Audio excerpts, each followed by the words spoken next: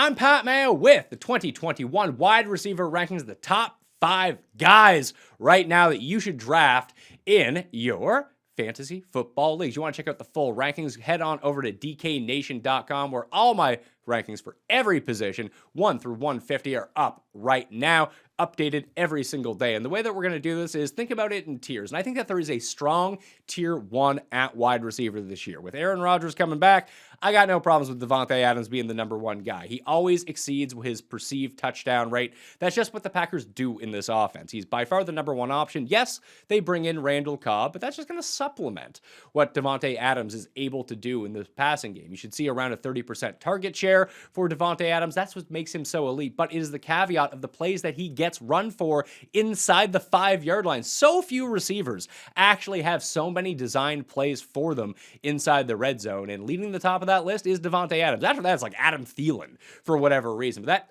elevated touchdown rate where you can almost just scribble into your notebook that he's going to achieve this year makes him the number 1 overall wide receiver. But he is on a tier with 3 other guys. Tyreek Hill, we know what the upside is going to be. You take away an option in Sammy Watkins if he can stay healthy along with Kelsey. I'm not going to sweat the heir to the Pringles fortune, Mr. Pringle.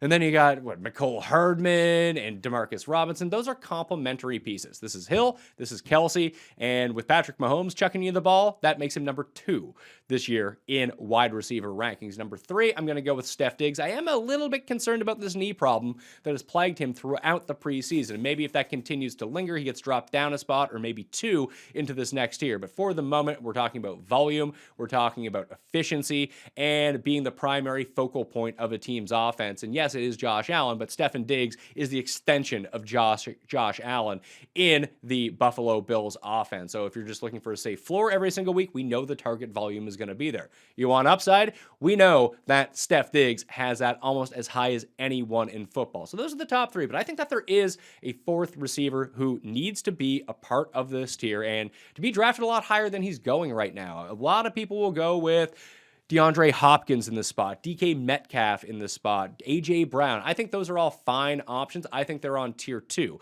with names like Allen Robinson and Keenan Allen and Terry McLaurin.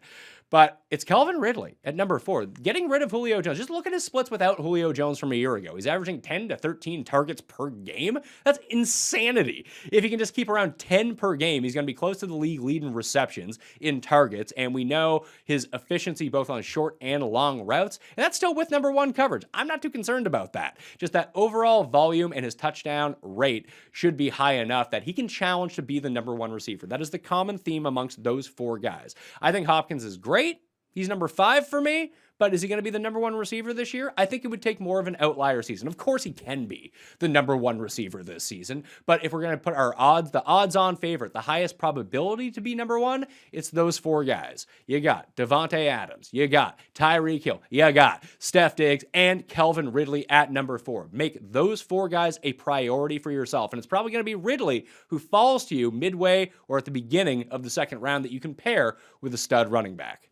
I'm Pat Mayo.